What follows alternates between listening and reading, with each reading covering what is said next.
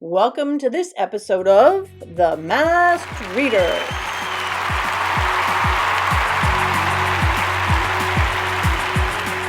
Let's get you caught up. Last week's Masked Reader was Katso, who was voted off when she lost her place as she was too distracted by the hole in the screen door. But our new contestant is determined not to be distracted and go for the win. Who's ready to meet our newest contestant? There we go. Her hobbies are reading, reading, and reading. Here is the mouse. Hi Glenford, I am your masked reader today, and we are going to be reading the last chapter of Runaway Ralph, and you will get to vote on who you think I am at Literacy Night. So let's go ahead and get started. The last chapter is called A Dangerous Plan. I'm a failure, Ralph told himself as the bird chorus announced in the dawn and the rooster crowed by the barn. I'm a miserable, rotten failure. Ralph had returned to his perch in the bamboo after a night spent hurrying, scurrying, and worrying. Every building at Happy Acres Camp was built on unknowable mouse-proof concrete. Every screen door was above a cliff-like concrete step. The watch still lay hidden in the bamboo leaves. Garth would soon learn that his name was not to be cleared after all, and Ralph would not get his motorcycle back. Drat, he swore to himself. Drat, drat, drat. He felt especially bad because Garth actually had left a quarter of a peanut butter and jelly sandwich at the foot of the bamboo for his supper the night before. Ralph was about to climb down the bamboo to hide from Garth when the alarm clock rang, and the burglar stumbled out to rouse the sleeping camp. Campers washed their face at the wash basins outside their lodges, and then, before they went to breakfast, the girls carried their sleeping bags out to air. Some draped their unzipped bags on fences. Others, including Karen, spread theirs on the grass in the sun in the girls' area. Why, here's my chance after all, Ralph thought in wonder, as a plan simple but dangerous sprang in his mind. After noticing that Katso was sitting expectantly by the kitchen door, waiting to be fed, Ralph leaped onto the ground and found the watch under the bamboo leaves. Seizing it by the buckle on the leather strap, he began the labor of dragging the watch towards Karen's sleeping bag. The watch was heavier than Ralph had remembered. He pulled and strained and managed to tug it across the gritty path to the craft shop and into the shelter of the grass. The watch slid more easily through the grass, and Ralph soon learned to choose the smoothest way, avoiding clods of dirt and prickly weeds. The campers finished breakfast and came bursting out of the dining hall. Ralph toiled on, pulling the watch toward Karen's sleeping bag a fraction of an inch at the time, knowing that Garth must be searching for him by the bamboo. Ralph began a long, hard detour around the fallen walnut and hoped that sometime Garth would at least know that he had tried, even if he might not succeed. Suddenly, the fur along Ralph's spine began to prickle, and he froze in his tracks. Katso. The hunter's eyes of the cat had caught the movement of the grass. Ralph crouched motionless beside the watch. Katso slunk close to the ground, moving so quietly he seemed to flow through the grass. Only the tip of his tail twitched. Ralph knew that trying to run was useless. Running would only make the hunt more interesting for Katso and prolong the misery for Ralph. Katso stopped and waggled his hindquarters experimentally as if he were trying to find the most efficient position for pouncing. Where is Lena? Ralph's life passed before his eyes. His family mouse nest back at the Mountain View Inn, his mother and Uncle Lester, and all of his brothers and sisters and cousins, and the boy who had given the motorcycle that changed his life. The cage in the craft shop, Chum, Garth. Katso crouched even lower and waggled his hindquarters once more in preparation for the pounce. Ralph's eyes were distracted by Katso from Sam, who trotted purposefully across the grass. If one doesn't get me, the other one will, thought Ralph as he tried to shrink even smaller beside the watch. Surely a dog wouldn't want to crunch a watch between his teeth. Sam growled deep in his throat. Distracted, Katso stopped waggling and grabbed Sam. Get me in trouble, will you? Growled Sam to the cat. Katso stood up, arched his back, and appeared to double in size. See here, Sam, he hissed. I'm supposed to exterminate pesky mice. Not this one, growled Sam, advancing. He belongs here, and you got me in trouble by letting him escape. Is that so? Catso hissed back as he swiped at Sam's nose with an evil claw paw. What about me? I'm unjustly accused of eating him. And what are you up to now? Demanded Sam. And with that question, he snapped at Catso, who turned his back with his tail proudly erect, stalked off toward the craft shop. Before suddenly he remembered he had not washed lately. While Catso sat grooming his toes, Sam's eyes followed Ralph with interest. You're a busy little fellow, he remarked, not unkindly. First a motorcycle and now a wristwatch? He thought a moment before he said, Say, where did you even get that watch? You didn't happen to steal it, did you? No, you couldn't steal it. You're just too small. That's right. I'm too little, agreed Ralph. But Catso stole it, and I'm trying to return it to its rightful owner, he told Sam, the whole story explaining why Garth could not return the watch. Sam glanced at Catso and growled, but Catso merely paused in washing his left hind foot to look disdainfully at Sam, who then said to Ralph, You're pretty little to be pulling that watch over this rough ground. Maybe I can help you out. Here, let me take it for you.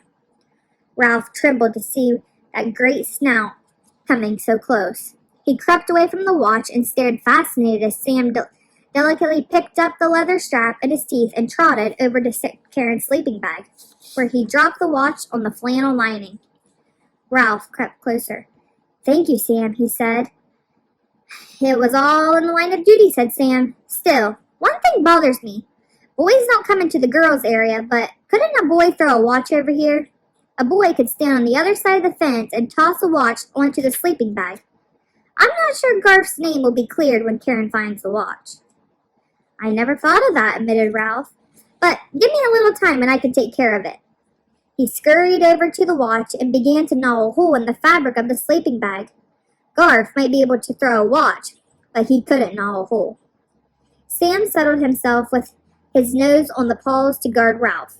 Ralph used his sharp teeth so efficiently that he soon had a hole in the dry and tasteless lining. He waded onto the lining stuffing, dragging the watch behind him. You all right in there? Asked Sam. Of course I'm all right, answered Ralph, shoving the lining aside to make room for the watch. The lining was softer than most finely shredded Kleenex. It was softer than nylon stockings or pillow feathers or any other soft thing Ralph had experienced at the inn. Then I'd better be on my way, said Sam. I still have the barn to inspect. Ralph propped his head out of the hole in the sleeping bag. Thanks a lot, Sam, he said. You saved my life, and I really mean it. The watch band still protruded from the hole, so Ralph crawled back inside and tugged some more until he was sure it was safely out of sight. There. When Karen climbed into her sleeping bag that night, she was sure to feel a lump, investigate, and discover her missing watch in a place where Garth could not have hid it. The lining was deliciously soft, and Ralph was tired after a sleepless night. I've got to get out of here before rest time, he told himself. But part of him answered, Go on, take a short nap, only a minute or two. Rest time is a long way off, and you'll need some sleep. The fabric was soft and cozy. The sounds of the camp were muffled, and Ralph was tired. The next thing Ralph knew, the sleeping bag was moving. He heard the swishing sound of a long zipper being closed and felt himself being lifted. Then a screen door slammed. The sleeping bag was set down and a pair of hands ran through it. Drat, thought Ralph.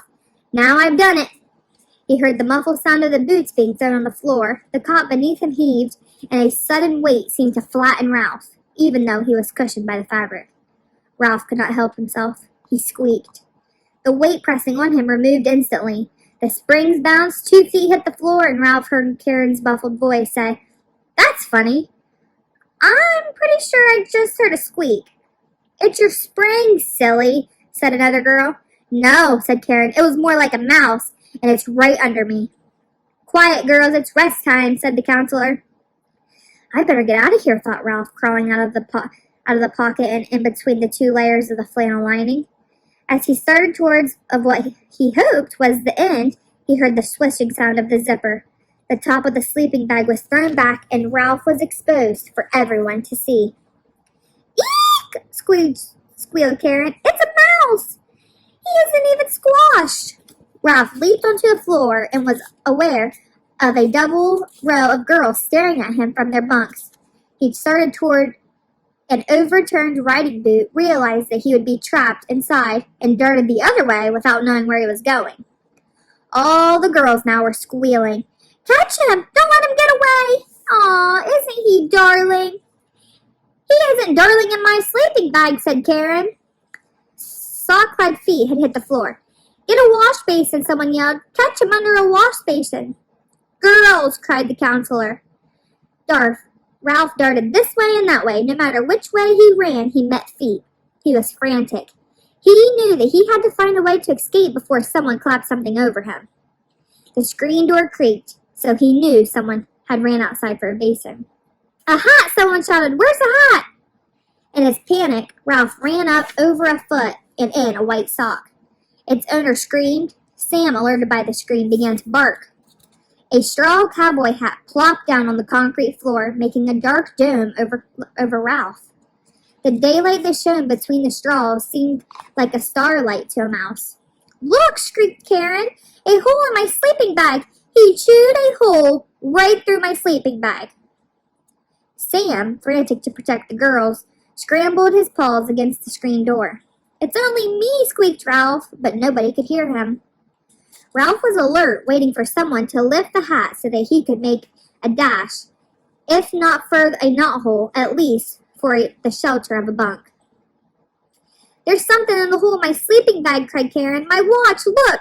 It's my missing watch! Feet went padding to Karen's bunk. The screen door opened. One set of dog footsteps and two set of human footsteps entered. Those of a girl who had gone for the wash basin and those of someone else. Girls, what is going on in here? Asked Aunt Jill. This is supposed to be rest time. Ralph could hear Sam snuffling around in circles with his nose to the floor. The girls all tried to speak at once, but Karen managed to tell about the finding of the watch. So Garth couldn't have taken it, said another girl. And we have the mouse in person right here under that hat, another said. Sam's nose came to a halt in the hat brim. Hey, Sam, it's only me, squeaked Ralph in alarm. He was relieved to have Sam sit and began to pant. Ralph pressed his eyes into the crack of the straw and saw Sam's long pink tongue hanging out. But what I don't understand, said Karen, is how the watch got inside the hole. A mouse couldn't have put it there. You never know, thought Ralph in a grin of amusement. Aunt Jill, what shall we do with the mouse? Ralph heard one of the girls ask. We're going to scoop him up and put him in this wash basin. Not if I can help it, thought Ralph. Why don't we give him to Garth, suggested Aunt Jill. I'm sure he misses his mouse, and I know his feelings were hurt because some people thought he had taken the watch. Good idea, agreed Karen. Well, thought Ralph, that takes care of a lot of things. When the brim of the hat was lifted and the rim of the plastic wash basin scraped against the floor, Ralph hopped into the basin and, with the hat still over him, felt himself being lifted. Then the hat was raised a few inches on one side of the basin, and Ralph saw a whole row of eyes staring at him. Ralph could not help but start trembling, even though he was sure he had nothing to fear. He's so little, said one of the girls. Aunt Jill, he looks like an awful lot of Garth's mouse, said Karen. You don't suppose... One mouse looks pretty much like another, said Aunt Jill. Now, girls, back to your bunks. I'll take the mouse to Garth. Darkness fell on Ralph as she replaced the hat over the basin. Ralph felt himself being carried out of the girls' lodge and past the craft shop where he could hear Chum gnawing at the bars of his cage. Poor old Chum. He heard the doors of Garth's lodge open. Garth, whispered Aunt Jill. Wake up. I think I have something for you. Huh? Said Garth sleepily. Waking up a sleeping boy on a hot summer is not easy. I have a mouse for you, said Aunt Jill. A mouse? Ralph could tell Garth was wide awake now. Let me see. Ralph sat quietly in the basin while the hat was cautiously lifted. He could see the other boys and their counselor sprawled and asleep on their bunks, and on the ledge over Garth's lower bunk, he saw his crash helmet. Karen found him in a hole in her sleeping bag, Aunt Jill explained, and it was the strangest thing. She found her missing watch inside that hole. Ralph saw that Aunt Jill was studying him thoughtfully. "No kidding!" exclaimed Ralph, forgetting to keep his voice down. "Yes," whispered Aunt Jill, "and the girls thought you might like to have the mouse." "I sure would," whispered Garth. "I think we can bend the cage back into shape," said Aunt Jill. "Can't I keep him here in the basin?" asked Garth. "Well, he might escape," said Aunt Jill, "but he's your mouse." She smiled and slipped quietly out of the lodge. "You did it," whispered Garth. "Sure I did it," said Ralph. "But do I have to sit here in this basin?" "Of course not," answered Garth, holding out his hand. Ralph leaped into Garth's palm, and Garth gently moved his hand down close to his pocket, and there, he hoped, was his motorcycle. In the warm and cozy darkness, he ran his paws over the handlebars, the plastic seat, the wheels, and the exhaust pipe. The motorcycle was intact, and it was his once more. He had earned it. Ralph popped back out of the pocket. "You aren't going to make me go back into that cage, are you?" he asked. "Not if you promise not to run away. I'm taking you back to the inn tomorrow, remember?" "You haven't forgotten about your promise about the motorcycle, have you?" asked Ralph. "Nope," answered Garth. "I won't run away," promised Ralph. "But there's one more thing. Before you leave camp, do you suppose you could give Chum a piece of wood to gnaw, so that he won't have to gnaw on the cage and keep his teeth worn down?" "Why, sure," whispered Garth. Right after rest time. That need taken care of made Ralph feel better about Chum alone in the craft shop. He was about to climb back into the pocket where Garth whispered, "Do me a favor, will ya? Let me see you ride the motorcycle before everybody wakes up." "Sure!" Ralph was happy to agree to this request. Gently, Garth lifted Ralph and the motorcycle to the floor. Then he handed down the crash helmet, which Ralph had set on his head and secured by snapping the rubber band under his chin. Expertly, he grasped the handlebars, threw his leg over the plastic seat, and taking care to keep his tail out of the spokes, inhaled. Ralph took off across the concrete floor while Garth leaned over the edge of his bunk to watch. Ralph bent low over his handlebars and increased his speed. Ralph, filled with joy and excitement of the speed, he rode in a figure eight all around Garth's cowboy boots, which were laying on the floor. Garth's counselor moved in his sleep, and Ralph shot out of sight under Garth's bunk until the counselor lay still. He rode until he was breathless, and then he coasted to a stop in front of Garth, where he sat panting with his crash helmet pushed back on his head.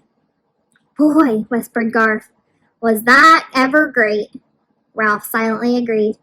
"I sure wish I could do that." Garth picked up Ralph and the motorcycle and gently put them back in his pocket. After all the excitement of the morning, Ralph was ready for a nap. But first, he popped his head out of Garth's pocket. "Thanks, friend," he said. "And by the way, don't roll over me during rest time." "Don't worry," whispered Ralph. "I'll get you back to the inn in one piece. And your motorcycle, too." We'll see you at Literacy Night, where you'll find out who is the masked reader. Hey, over here. I think that's Taylor Swift. Yeah, Taylor Swift. Taylor Swift for sure. That's definitely a good guess.